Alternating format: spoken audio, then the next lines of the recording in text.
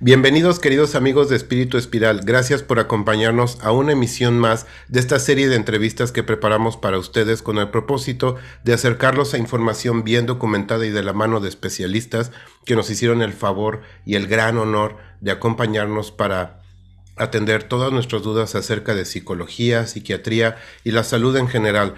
El día de hoy tengo el privilegio y el gusto de compartirles la entrevista con María Elena Díaz. Ella es una tanatóloga y además una amiga muy cercana y muy querida que es alguien que ha apoyado el proyecto desde un principio. La van a conocer no solo al gran ser humano que es María Elena, sino también a todos los conocimientos que tiene para compartir acerca del tema del día de hoy, que es el tema de la muerte. Entonces, gracias por acompañarnos. Los invito a conocer a María Elena y todo lo que nos quiere decir con respecto a las dudas que nos enviaron con respecto al duelo y la muerte. Bienvenidos a esta entrevista. Gracias. Hola, muy buenos días, queridos amigos de Espíritu Espiral. Estoy muy contento de saludarlos en nuestro tercer episodio de estas entrevistas que preparamos para ustedes. Este podcast diseñado para ti, para acercarte a toda la información que necesites sobre psicología, sobre dudas de temas muy profundos como el que vamos a tocar hoy. El día de hoy vamos a hablar de la muerte, del duelo, de cómo vivirlo en persona y cómo sobrellevarlo en familia. Vamos a entrevistar a una persona experta en este tema y como ha sido en estos episodios descubrir que también conocer a una persona maravillosa además de los conocimientos que tiene para compartir. Entonces ya iremos viendo estas sorpresas. Estoy muy feliz de saludar hoy a mi querida amiga María Elena, que la parte emocionante de esto es que durante meses hemos platicado de este proyecto. Habíamos platicado de esta ocasión y por fin es un momento que se cumple un sueño y ella ha estado desde el principio apoyando la idea desde que surgió. Entonces muchísimas gracias también en particular. Creo que también por eso este es un episodio muy especial, el número 3 ya del podcast de Espíritu Espiral. Entonces muchas gracias María Elena por aceptar la invitación. Bienvenida. ¿Cómo Gracias a estás? ti, Ángel. Bien, ¿y tú? Qué gusto saludarte. Muy contento, emocionado ya de empezar esta charla tan interesante de este tema tan profundo, tan misterioso a veces. Y bueno, de la mano de ti ya se hace un poquito menos intimidante, menos tenebroso. Es muy bonito, es muy divertido. Vas a ver que te va a gustar el tema. Se oye bastante fuerte, pero si lo vemos con profundidad es bastante divertido y bastante interesante. Muy bien, pues sí es parte de la elección de platicar contigo de esto, porque de alguna manera u otra, las veces que hemos platicado, sí recuerdo que me has hecho reír, entonces eh, voy a tomarte la palabra de que será algo también divertido y por eso creo es emocionante. Entonces, bueno, de es parte del tema y creo también parte de la confianza y el cariño que te tienen las personas, que de los invitados es hacia quien más preguntas hemos recibido. Entonces tal vez no logremos abarcar todas en una sola entrevista. Escogí sobre todo las que se repetían más. Entonces, pues vamos a empezar por ahí. Primero me gustaría presentar a María Elena. Ella estudió en el Instituto Mexicano de la Pareja. Además de psicología, tiene especialidad en meditación y tanatología, que sobre todo la tanatología es parte de lo que nos va a platicar un poco el día de hoy. Y bueno, nos platica que nació en Oaxaca en 1987 con una hermana gemela que se llama Mariana y le mandamos también un fuerte abrazo y un gran saludo. Eh, Actualmente se encuentra dando tanto consultas en el ámbito de procesos de duelo, también ha hecho estudios en logoterapia, eh, ha dado clases también de manejo de emociones, interpretación de sueños y bueno, nos ha platicado también que tiene mucho interés, inclinación por temas de la energía y cuestiones que de repente se ponen más misteriosas y bueno, nos gustaría después otras entrevistas también ahondar un poco en eso. Entonces, bueno, creo que la primera pregunta sería, ¿qué es la tanatología para quienes no lo conocen? ¿Qué es la tanatología tal cual? Perfecto, entonces la tanatología etimológicamente literal es el tratado sobre la muerte, pero más allá que la simple etimología dice que es el tratado sobre la muerte, a mí junto con muchas personas que nos dedicamos a esto, que nos llamamos tanatólogos, nos gusta decir que es un proceso de cambios hacia muchas evoluciones. La tanatología todo el tiempo son cambios, son Ok. oportunidades de Ujú. visualizar la vida y otras cosas de manera importante, y la tanatología no nada más se usa para la muerte literal, se usa para cualquier tipo de cambio, es cualquier tipo de pérdida que todos en algún momento tenemos pérdida de trabajo, pérdida de salud, pérdida de hogar, de pareja. Para todos estos casos ocupamos la tanatología, que cabe mencionar que la tanatología es una terapia breve. Ok. Es una terapia breve y digamos que, como me decías, un tanatólogo es alguien que está enfocado en el estudio, tomando en cuenta la muerte, pero sobre todo muy en esta parte del cambio, ¿no? De los procesos de cuando es un cambio donde hubo una pérdida importante, no necesariamente Exactamente, una muerte. exactamente, es todo tipo de cambios, es una evolución hacia la muerte, por supuesto, pero también hacia la vida.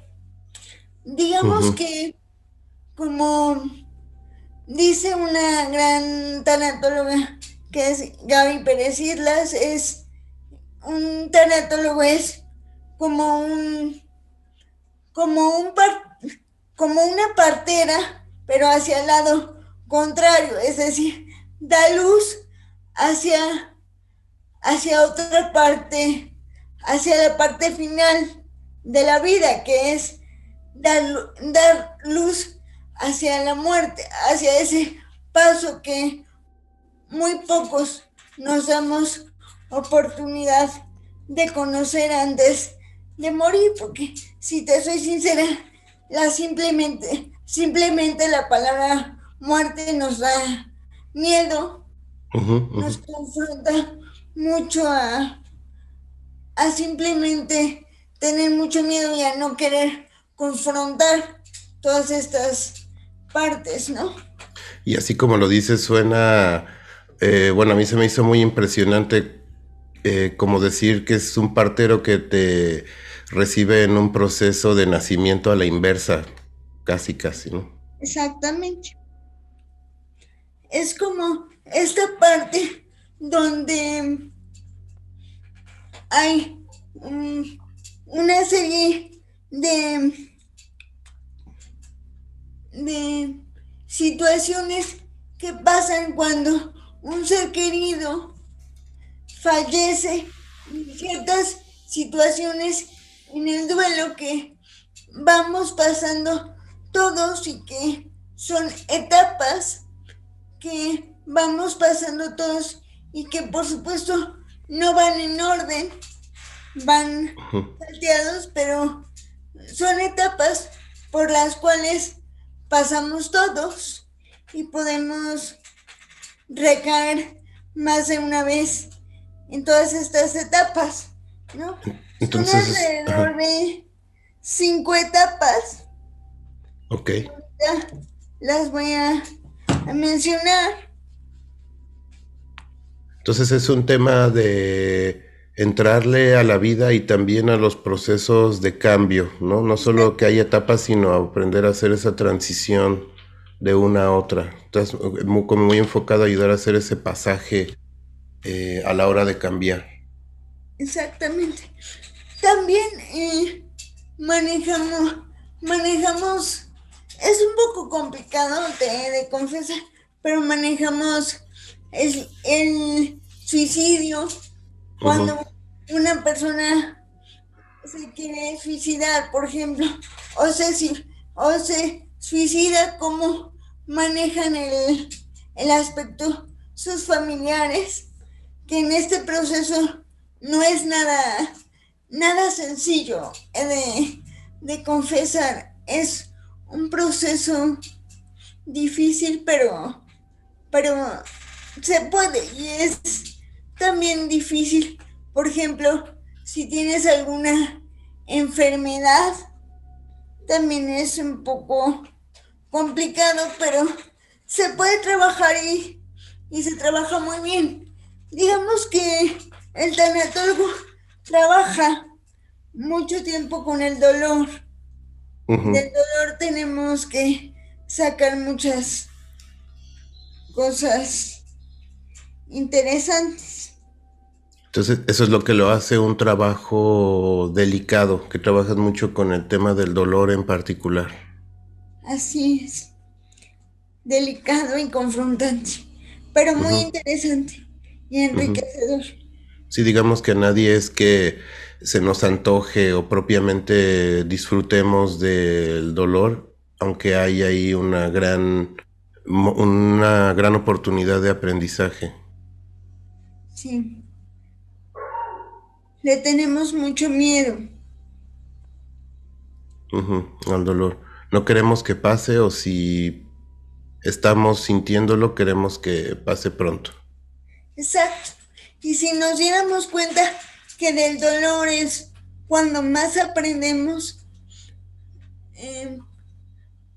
aprenderíamos, valga la redundancia, que del dolor también podemos sacar los mejores frutos. Ok. Para justo esta continuidad de pasaje o etapa o transiciones de etapas de la vida. Entonces me hablas mucho de cambio, mucho más de vida, ¿no? Que pensando, o como algunos creíamos que tanatología es específicamente hablar de muerte. Y ya nos hablaste de vivir y de los cambios que implica la vida. Exacto. Porque todo el tiempo estamos muriendo, no necesitamos estar en un lecho de muerte para morir literal. Sin embargo, hay, como te mencionaba, 5 etapas principales que maneja Elizabeth Kubler-Ross, Sí. que es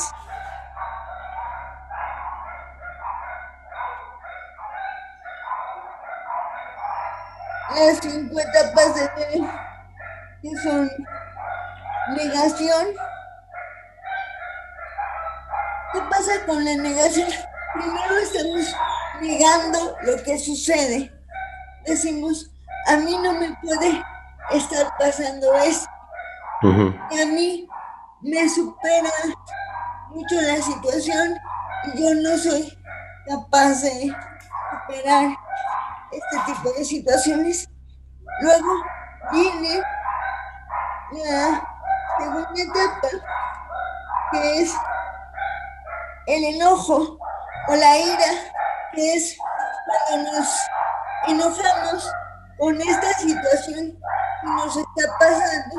Insisto, si es una enfermedad o una muerte repentina de alguien, nos enojamos, nos encolerizamos, perdemos un poco el foco de lo que tenemos que enfocarnos en ese momento. Luego viene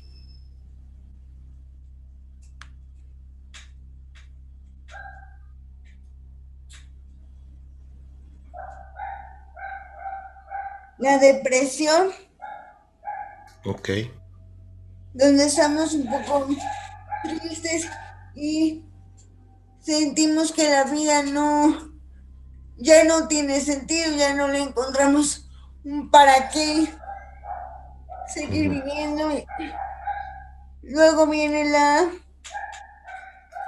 aceptación y esas son las 5 etapas principales que maneja Elizabeth Kubler-Ross. Sin embargo, hay una sexta etapa que se descubre hace poco por uno de los alumnos justamente de Elizabeth Kubler-Ross, que se llama David Kessler. Okay. Le llama resignificación, donde le encuentras realmente significado y vuelves a acomodar, resignificas todo lo que está pasando a tu alrededor y le encuentras un sentido a todo este dolor que estás viviendo en estos momentos.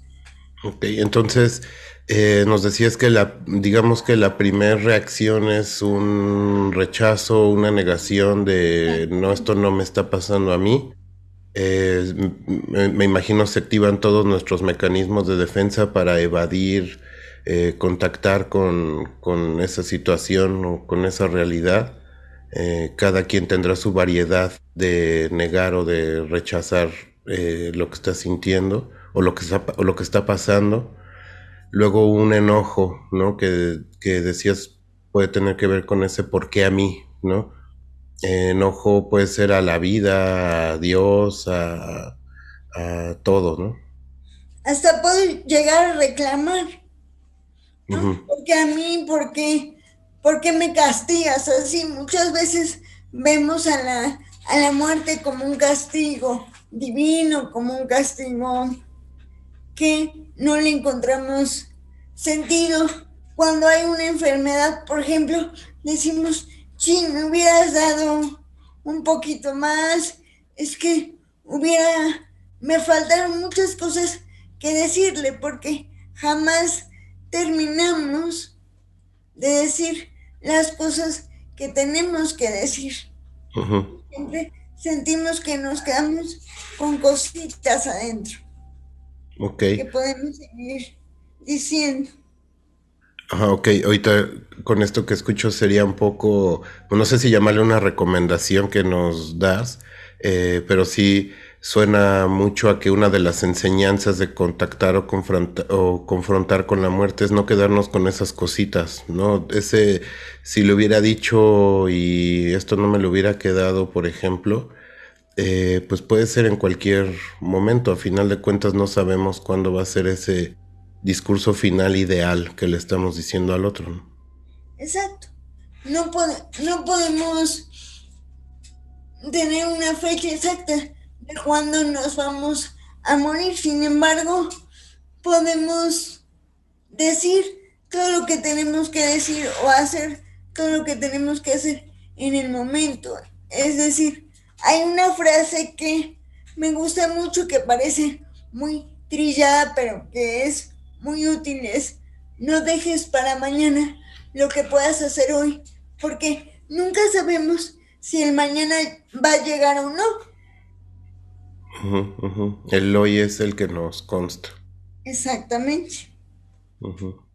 Y entonces, y que por cierto, todos estos autores que estás mencionando, Elizabeth Kubler-Ross, Gaby Pérez Islas, los vamos a compartir para los radioescuchas, estos links en los comentarios del video. Entonces, para que tú que nos hiciste favor también de compartirnos suficiente bibliografía para quienes quieran profundizar más en todos estos temas, ahí van a estar para que le puedan dar clic después de ver el video.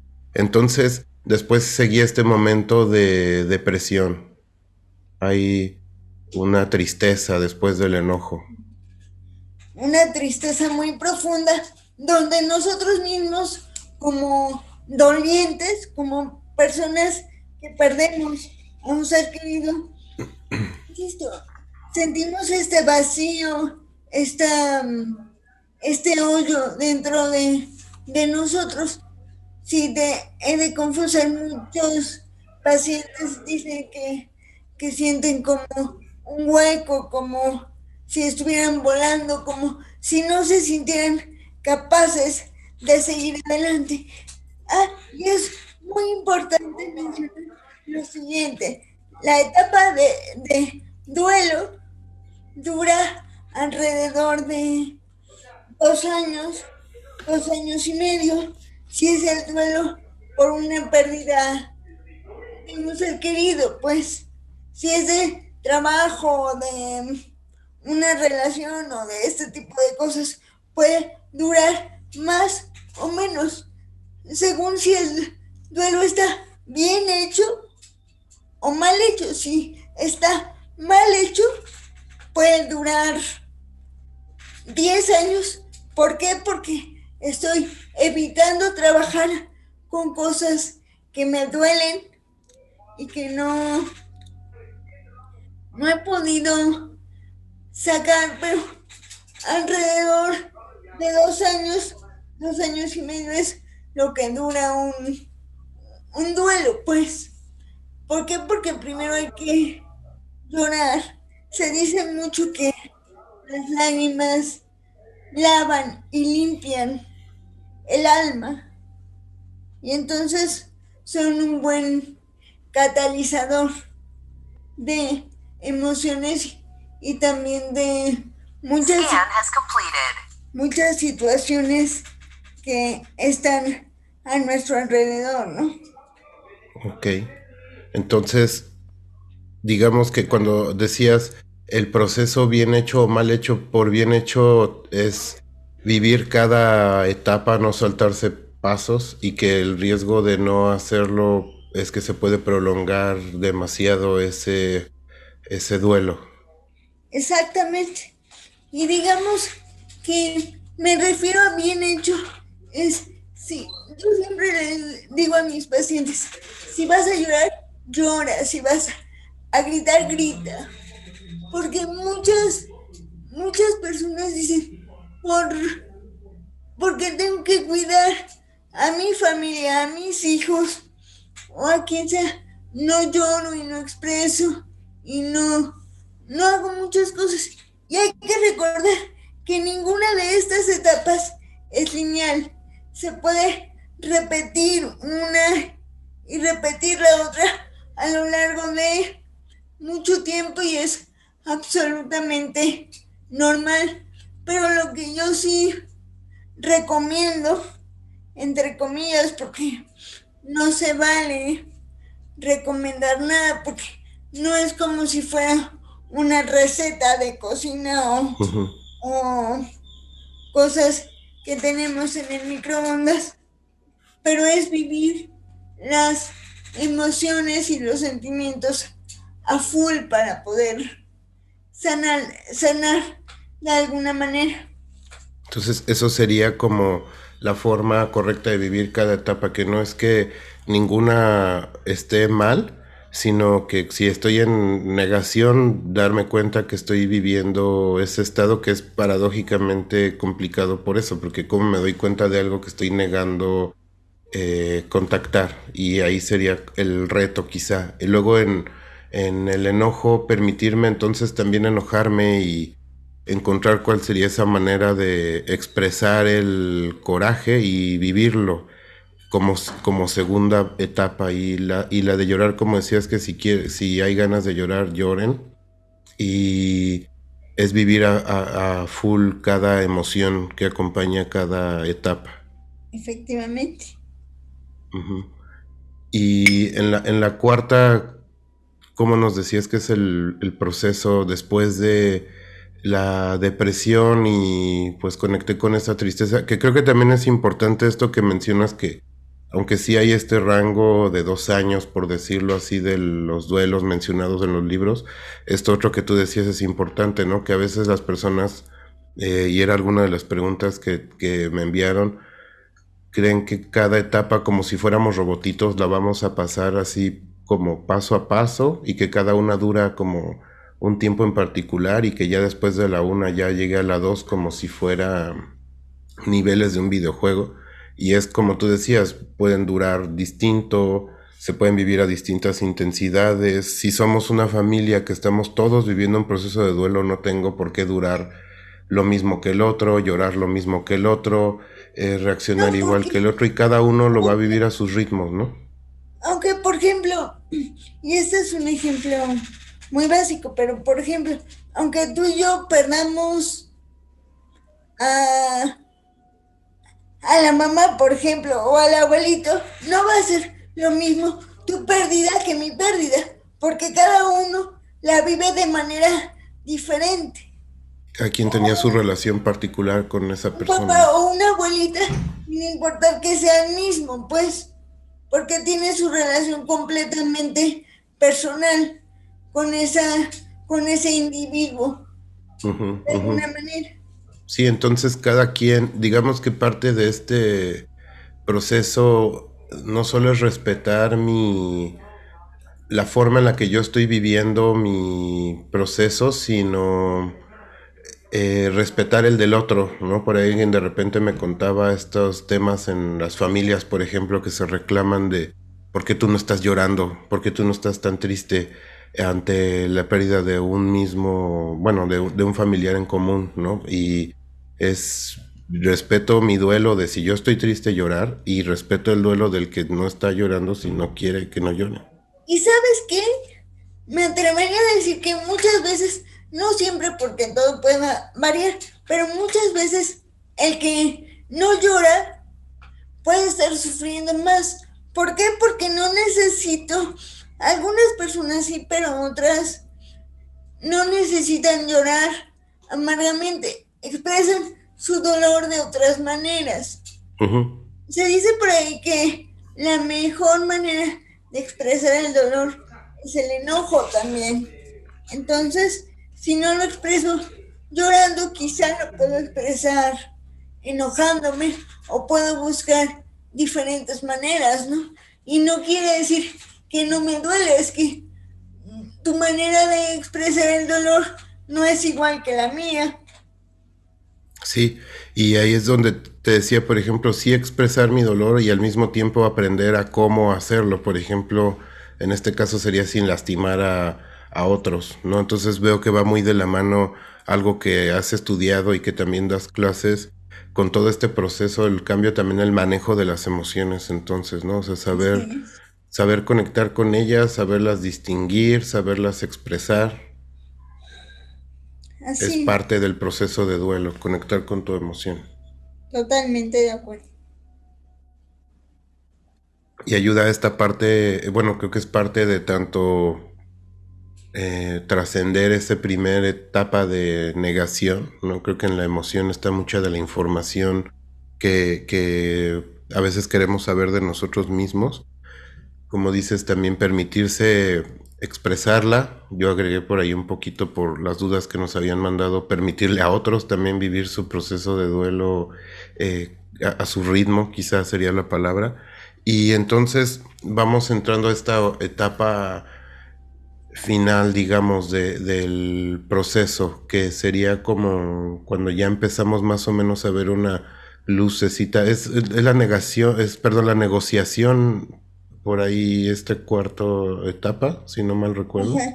La negociación. Ajá. Donde tú negocias, por ejemplo, con Dios, por ponerte un ejemplo, y le dices, si tú me das 5 minutos o si me das paz, te prometo que mañana me pongo las pilas y entonces aprendes un poco a negociar con la vida, pues, Ujú.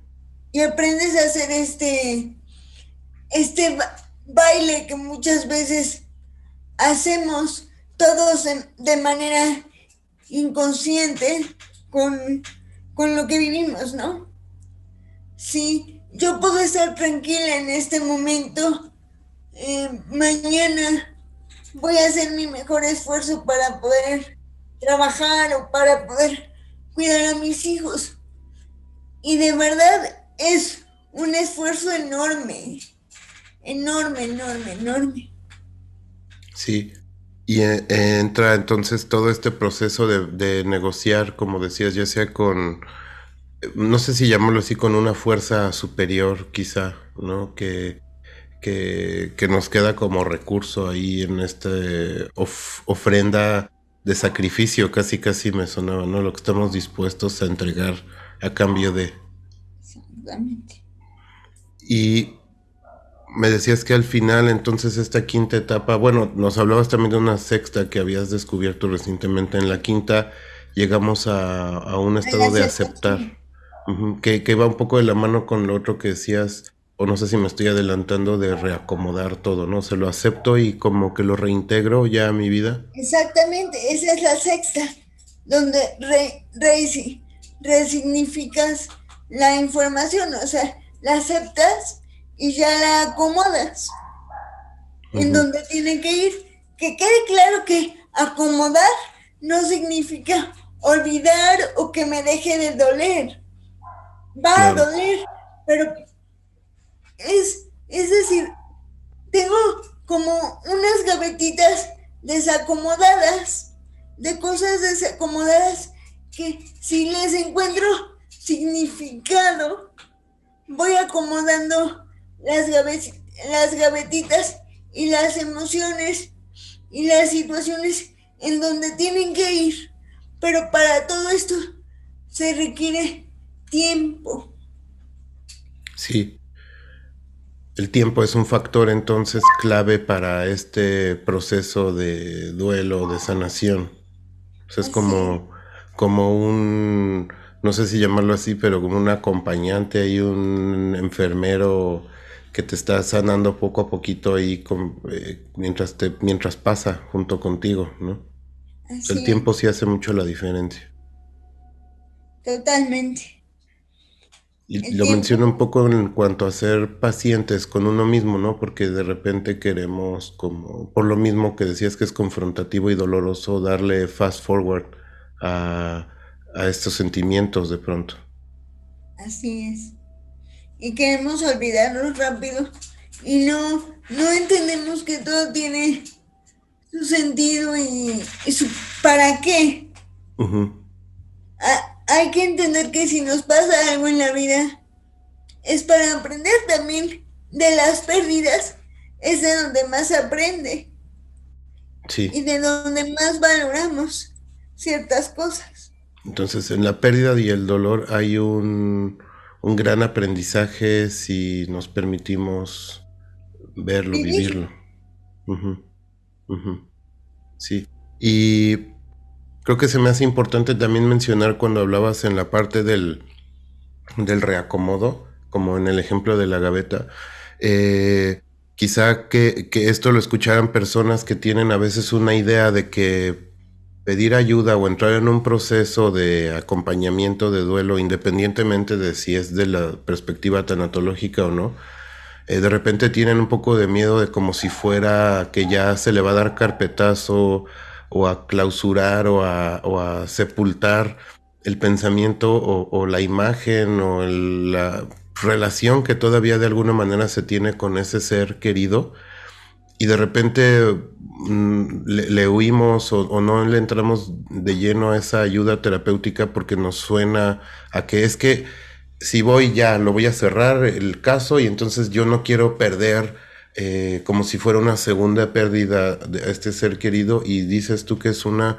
reintegración y reacomodo, pero aquí ya nadie se va a ningún lado, ¿no? O sea, resignificas tu relación con esa persona. Efectivamente, y no quiere decir que la perdamos en su totalidad.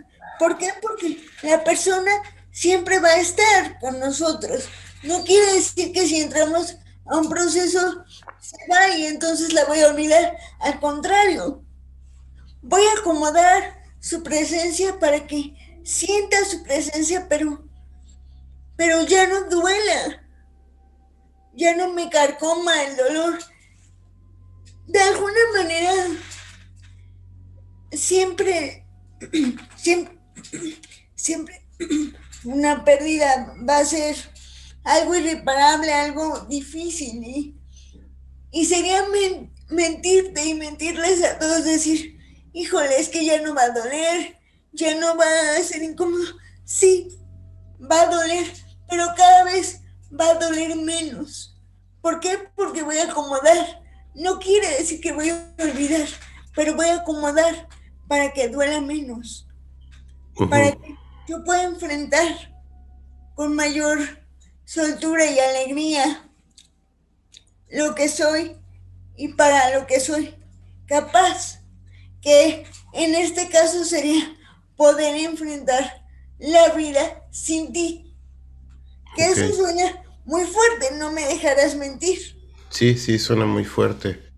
Y bueno, un día me platicabas de esta analogía de la mariposa y la escafandra y fue muy significativo para mí cuando me dijiste es como si que cambia la relación con la persona, en este caso en la muerte, por ejemplo, que es como si estuviera relacionado yo acostumbrado a relacionarme con esa mariposa dentro de una escafandra y que cuando muere es como que ya no está dentro de la escafandra y me puedo relacionar con la mariposa sin esa pecera. Efectivamente, porque esta analogía es maravillosa, la utiliza mucho Elizabeth Kubler-Ross y creo que tiene mucha razón donde dice que la muerte es como salir justamente de esta escafandra corporal. Digamos que el cuerpo nada más es el traje que usamos todos. Y salir del cuerpo es difícil porque sale el alma un poco del cuerpo y se libera y es vivir en libertad. Pero cuando el alma se libera, yo sigo estando contigo, pues. Sí, el contacto no desaparece. Exacto. Por ejemplo, por ponerte un ejemplo, claro, cuando una persona fallece, se dice que el último sentido que se pierde, que se apaga, es el oído. Ujú. Y dura alrededor de media hora, 45 minutos en apagarse todos los sentidos. Es decir, si nosotros seguimos hablando con nuestro ser querido nos sigue escuchando. Sí, a partir del último bip del sonidito de la máquina del hospital, hay esta ventana de 30 a 45 minutos más o menos, donde el oído sigue funcionando y la persona aún puede escuchar lo que le estamos diciendo. Así es. Así que es muy importante, claro, decir las cosas en vida, pero si no las podemos decir en vida, pues si podemos estar ahí, hablar y no tener miedo, digamos, de, de enfrentar cuando una persona ya está en sus últimos minutos, en sus últimos alientos, porque es cuando más cerca está de, de todo este proceso de manera diferente, de dejar, digamos, su corporalidad y subir hacia otros planos, ¿no? Ujú. Para hacer algunas otras cosas después que ya platicaremos con oportunidad. Sí, que te decía ese día de broma un poco que esa ventana de lo que se puede decir en ese espacio podría ser para bien o para mal, ¿no? Tanto para decirle lo importante que era para ti esa persona, por ejemplo, si es que antes no te lo habías permitido, o decirle una última cosa que nunca te habías atrevido a alguien que, por ejemplo, no sé, ya sé lo que hiciste y toda la herencia, entonces se la vamos a dejar a los gatos y saber que todo mundo te está escuchando y que ya no se va a defender, o sea, Sí, para lo que sea ayuda para este como cierre o closure con esa persona. sí, para cualquiera de las dos cosas, si lo tienes ahí enfrente, se lo puedes decir, ¿no? Y si no, pues insisto, si ya han pasado años y la gente que nos está escuchando dice, bueno, yo ya tuve una pérdida hace años, ¿yo cómo le hago? Le podemos escribir una carta al ser querido con todo lo que sentimos, tanto bueno como malo, como mentadas de madre y demás, Ujú. y escribírsela y quemarla y que el ser querido la escuche, porque si yo la leo, cuando la termine de alguna manera, el ser querido, que ya no está físicamente conmigo, la va a escuchar, ¿no? Claro, sí, es que suena como si el fuego es lo que transmuta el mensaje a que sea recibido en ese universo donde las mariposas no tienen escafandra, ¿no? No están adentro de una escafandra. Y nos hablaban, bueno, nos preguntaban entonces este proceso o este acompañamiento, como nos decías, es para todo tipo de pérdida y nos preguntaba una de tus alumnas y consultantes que te mandaron preguntas también sobre pérdidas de partes del cuerpo, por ejemplo, en este caso cuando hay enfermedades donde hay que ver que hay alguna amputación, cosas así. Entonces también es una pérdida, también es un duelo de una parte propia, ¿no? Efectivamente. Y, y justamente le pedí autorización a mi alumna para compartir porque de alguna manera ella sufrió la pérdida de un seno y llegó conmigo Ujú, a consulta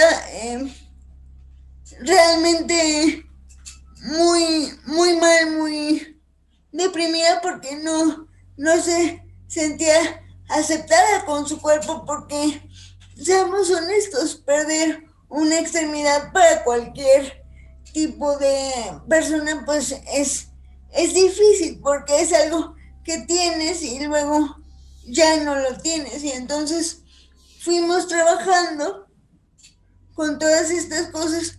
Obviamente nos costó mucho trabajo, muchas lágrimas de sangre, muchas consultas, muchas terapias en grupo, muchas cosas, pero todo esto la hizo crecer y la hizo ser una gran mujer. Fue toda una experiencia de crecimiento también para ella, que nos lleva un poquito a esta parte de la última etapa del duelo que también te quería preguntar. Nos lo mencionó ella junto con algunos otros consultantes, esto de que este proceso, por ejemplo, nos decía aquí que para ella fue enfrentar o ver de frente a la muerte y vivirlo mucho en soledad al principio, que eso le generaba mucha incertidumbre. Y parte de su participación es hacer la propuesta de que le gustaría una red de apoyo, alguna especie de comunidad que fuera accesible económicamente, justo para recibir este tipo de ayuda como la que en su momento ella de hecho agradece mucho justamente el apoyo que recibió contigo para vivir eso que no sea en soledad, ¿no? Entonces creo que un poco de este proceso del duelo ayuda mucho no vivirlo solo, ¿no? O sea, mucho tiene que ver el acompañamiento. Creo que hay un proceso individual de duelo y creo que el estar cerca de las otras personas también ayuda. Por ahí nos contabas un día un cuento de cuál era la parte más importante del cuerpo, ¿no? Y creo que tiene que ver con esto de estar cerca. ¿Lo contamos una vez? Si quieres platicárnoslo, cómo va un poco ese cuento, que creo que tiene que ver con esta duda que dice ella del apoyo, ¿no? Perfecto, entonces lo contamos una vez. Dicen por ahí que estaban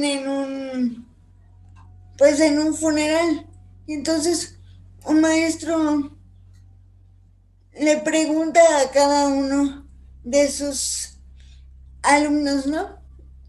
¿Cuál crees tú que es la parte más importante del cuerpo? Y entonces uno contesta, no, pues yo creo que es la cabeza, maestro. Y el maestro le dice, oye, ¿y por qué la cabeza? No, pues porque con la cabeza uno piensa y razona y analiza y le dice, pues lo siento, pero la cabeza no es la respuesta correcta. Y le pregunta a otro de sus alumnos, ¿y tú cuál crees que sea la parte más importante del cuerpo? Y el otro contesta, no, pues el corazón, maestro, porque el corazón siente y el corazón vibra. Mira, esa suena importante, pero tampoco es la parte más importante del cuerpo. Sí, que cuando me lo contaste esa es la que yo hubiera dicho, por ejemplo. ¿Y por qué hubieras hecho esa? A ver. No sé, yo creo por esta parte, o sea, si estaba en el funeral, yo creo por esta parte de sentir, ¿no? Como que yo creía que ahí es donde justamente estaba sintiendo el dolor, la tristeza, todo esto. Entonces lo asocio con el sentimiento. Yo hubiera pensado que el corazón, quizá. Ok, ¿Tú cuál hubieras dicho en esa ocasión de ese maestro? Yo a nivel personal hubiera dicho el corazón era igual que tú, o hubiera dicho los ojos, ¿sabes? Porque los ojos creo que a veces son la ventana del alma, a veces te dicen muchas cosas que la boca no te está diciendo.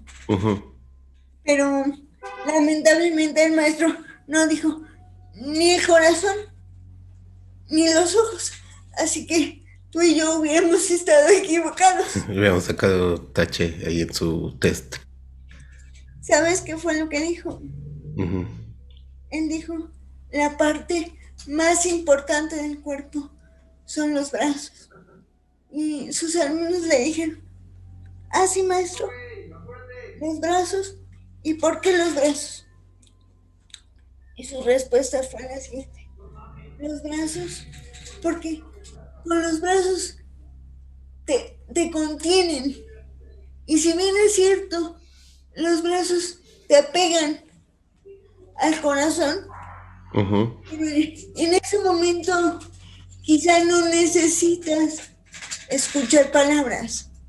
En ese momento solo necesitas un sostén. Un abrazo, ¿no? Y algo que te haga sentir seguro. Y necesitas un abrazo, sin que nadie te pregunte nada, sin que nadie te diga, oye, entiendo tu dolor, de veras, yo sé por lo que estás pasando. Y no es cierto, porque mucha gente ni siquiera lo sabe. Así que habría que cambiar esas palabras de yo sé por lo que estás pasando, te entiendo, a simplemente estoy aquí.